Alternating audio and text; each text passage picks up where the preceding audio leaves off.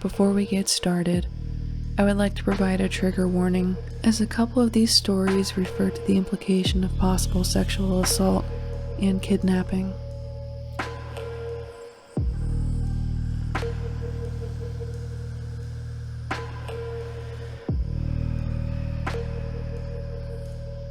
Welcome to episode 1 of Hold My Flashlight, where I tell your tales of true crime, paranormal, and the unexplainable. Our first story was given to me by Reddit user Loud and Proud, titled, "I Escaped an Intruder by Playing Along." In 2014, I moved to England from Canada to gain some work and travel experience, and also to find myself. I ended up living in Essex with 3 other roommates. They were all women, and all a bit older than I was. I was 24 at the time, Megan was 31, Sherry was 34, and Cassie was 38. Megan was from New York, Sherry from New Jersey, and Cassie from Poland. All 4 of us shared this 3-story flat. The back of our home was the living room and kitchen, and the back wall was complete glass that looked out into the garden, and the garden was completely fenced in. The house had an interesting dynamic, to say the least. Tons of stories from that time in my life. I adored all my roommates except for Sherry. After living with her for 7 months, I was over her antics. One day I come home from work, I lock the door, make myself something to eat, and go up to bed. I brought some work home with me, so I'm in my nightie with all these papers around me and my headphones on jamming out. I had headphones on because Sherry was out to dinner with work friends, which meant booze, and then soon after that a tantrum was surely to come. I just didn't want to have to listen to her crazy scream crying. I am working anyway, completely focused until I feel something. I look up to see a man standing over me. I don't register it right away and passively say, "Sherry's room is on the 2nd floor," and continue to work, as Sherry regularly brought strange men home. He doesn't leave. And again I said, "Sherry's room is downstairs, He then interrupts. "I'm not here for Sherry." A cold chill iced my veins as my fight or flight kicked in just then. I started surveying the situation. I looked him up and down. He has a bottle of Prosecco in one hand and a knife in the other. He is about 5'10", wild, muddy brown hair, and black eyes. He has a light blue polo shirt on, and one side of his collar is popped up in a distinct Manchester accent. Once I focused in, I realized his eyes were black because his pupils were completely dilated. Shit, I was in trouble. I needed an escape plan. Unfortunately, this man was standing in between me and my bedroom door. I needed to get downstairs, but I needed him to think it was his idea. I decided to play along. Just then, he uses his knife to pop the cork. Prosecco started flowing onto my carpet. I said, "Oh no, let's clean that up. I prefer to drink out of a proper flute anyways." He nodded, replying, "Yeah, you're a proper classy bird.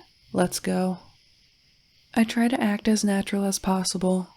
I try not to show that I am shaking all over, and try to gain control over my breathing. We take the long journey down to the main floor of my flat, all 3 floors. He has the back of my nightie bunched up in one hand, and I could feel the point of the knife graze my back. I was trying to playfully speak with him as we walked down the stairs. I couldn't tell you what I was saying. I was most likely rambling. I couldn't hear anything over my heart beating in my ears. We get to the bottom of the stairs, and there is a hallway to my left that leads to the front door. On my right, which is much closer to us, is the kitchen and living room. We make our way into the kitchen, and I point to the cabinets that had the wine glasses. He said he knew where they were, and started towards them. I now had the kitchen table in between us. It was time to run. I burst into a sprint down the hallway towards the door, my hands fumbling over the locks, shaking and sweating. I swing open the door and see two men walking across the street. They must have been walking home from the train. As there was a big train station in front of our home. I call out to them for help, and suddenly I am flung onto the ground. Little pebbles piercing my skin sent sharp pains where they jabbed. The intruder pushed me out of the way to run and escape. One of the men chased after the intruder while the other said for me to go inside while he surveyed my home and to call the police.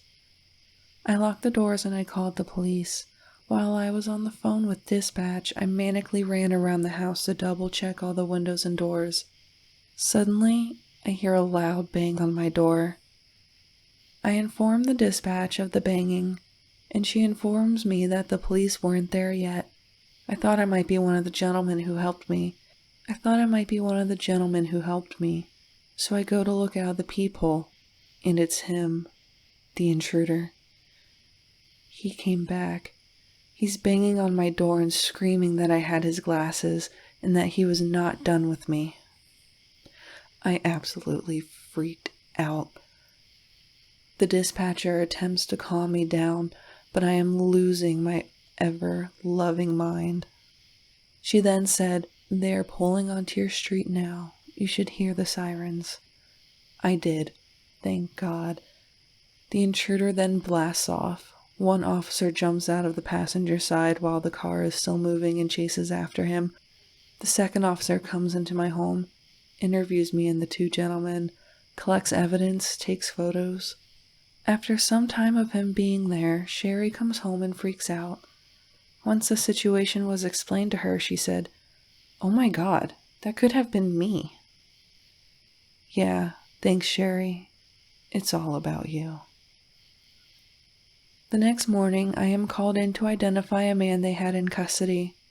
I pointed him out. I go into a little room and the officer pulls out an evidence bag. He asks me if the items were mine.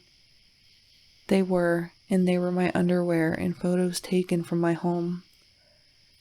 The officer informed me that the intruder had been stalking me for some time now. He estimates 3 months. He had made a nest outside our home on top of a hill that overlooked our living room and kitchen. He is a known sex offender and drug dealer. He then told me how lucky I was to get out practically unharmed. Others weren't so lucky. To the man who stalked me and broke into my home, let's not meet again. However, I would love to run into those two gentlemen again who helped me. Every day I am thankful for them.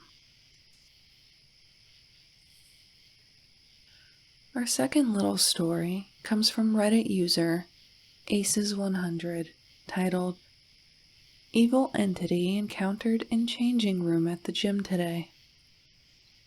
I had a weird encounter at the gym today. I usually don't go to this gym too often, but today I walked into the men's changing room, and I walked past what looked like a man standing by the mirror. He was shirtless and was either wearing all black pants or shorts, and I couldn't remember when I walked past. I wasn't paying too much attention, but he was just looking straight into the mirror, standing stationary, as I walked behind him to the benches to change. He was the only one in there with me. It was really quiet, and with each step I took, it echoed really loud and bounced right back all the way to me. I don't know how else to explain it, but it just didn't feel right in there. But I ignored it, as I didn't really have a reason to feel that way. As I put my jacket into my bag and took everything out of my pockets, I kind of felt eyes looking at me, but just ignored it as my back was facing him. And it felt as if he turned over to his right to look over at me. When I was done putting my stuff away and turned back around, he wasn't in front of the mirror anymore. I walked back towards the mirror to walk where I had first came from, and once I got to the mirror, I looked to my left and I see him there, posted up by the wall, with a very creepy smirk looking right at me. His eyes I couldn't really comprehend. His face looked deformed. I was kind of in a shock as he looked like the Truth or Dare face, if you've seen that movie. I paused and got a good look at him, then just walked out. As I was walking out, I said, "You think I'm scared of you, motherfucker?" No reply, and walked out the changing room door and did my workout. I've heard stories of djinns and demons appearing to people in human form in all black clothing and just look like regular people. I've had a couple experiences like that not too long ago, but what happened today was much more aggressive.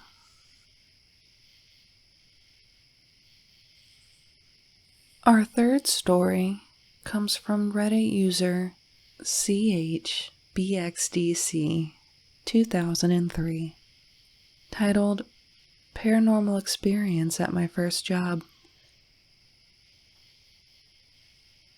I was 20 years old, and the year was 2000.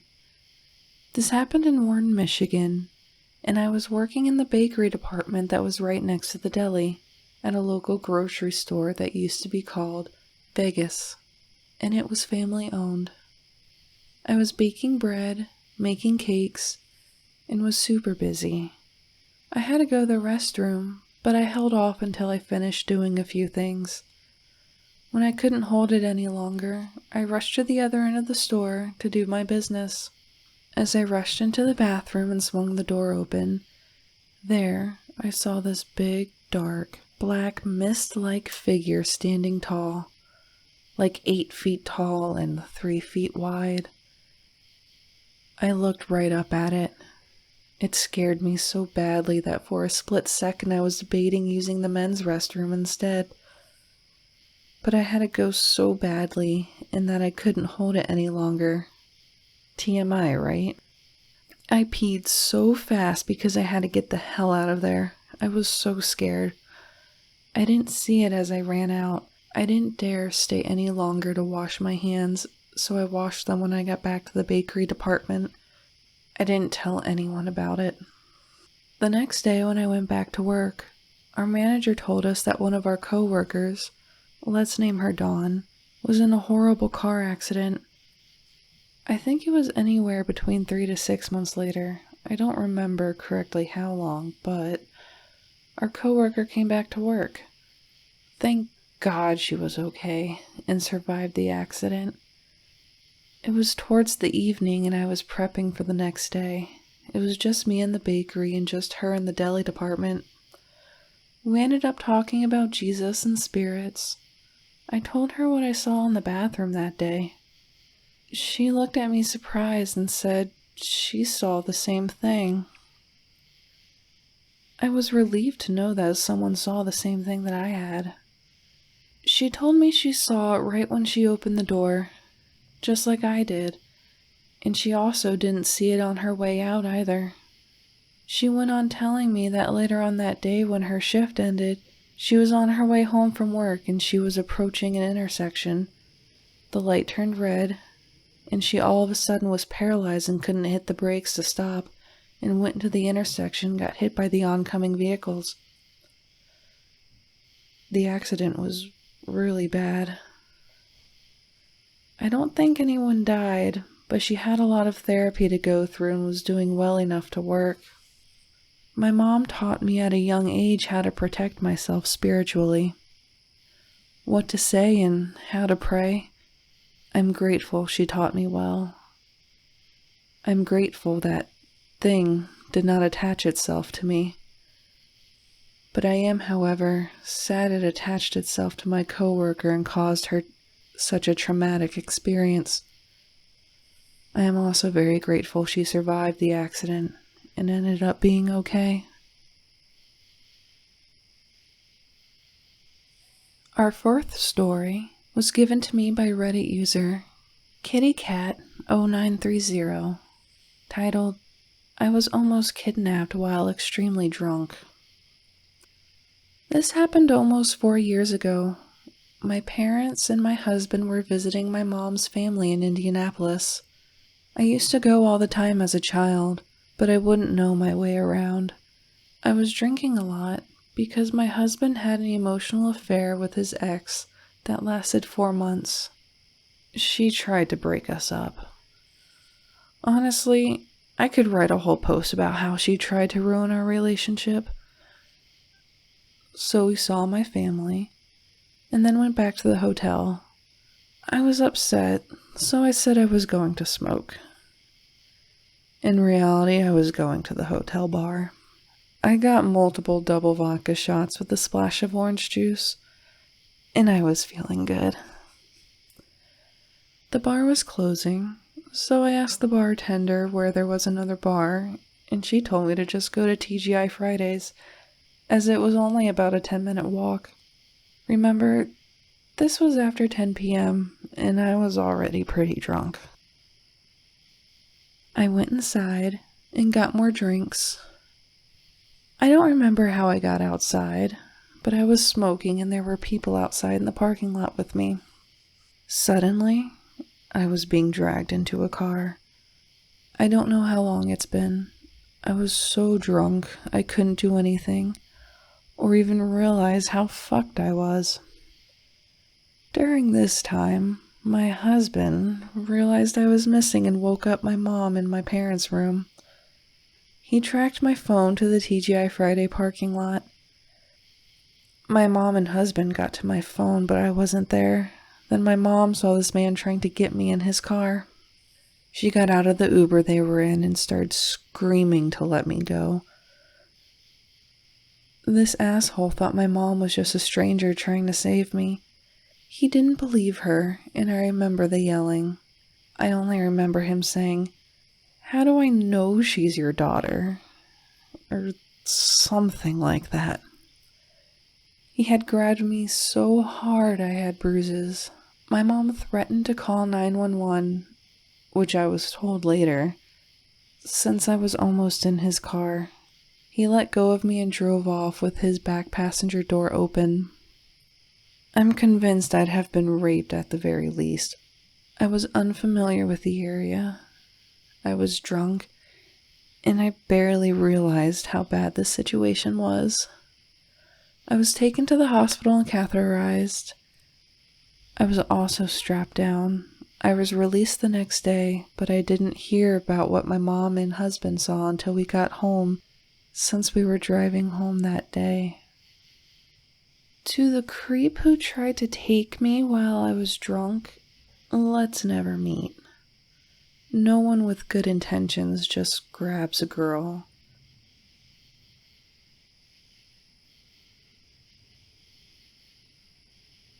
Our fifth and final story comes from Reddit user Broken Harp, titled Electric Shock.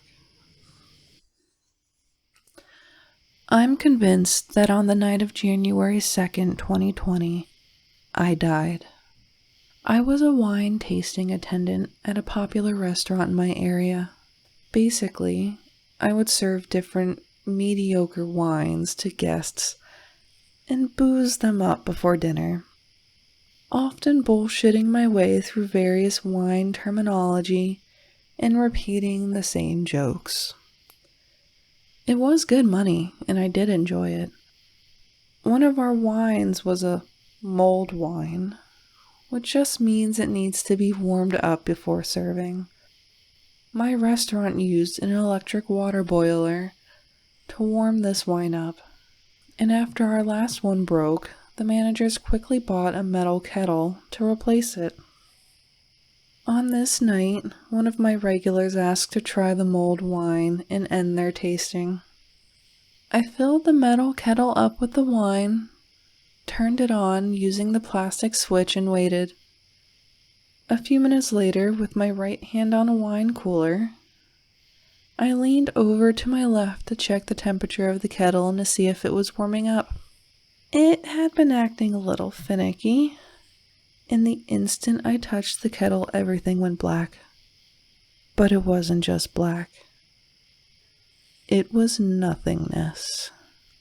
Although impossible to describe, The closest thing I can think of is that episode in SpongeBob where Squidward goes to the future and is surrounded by just white.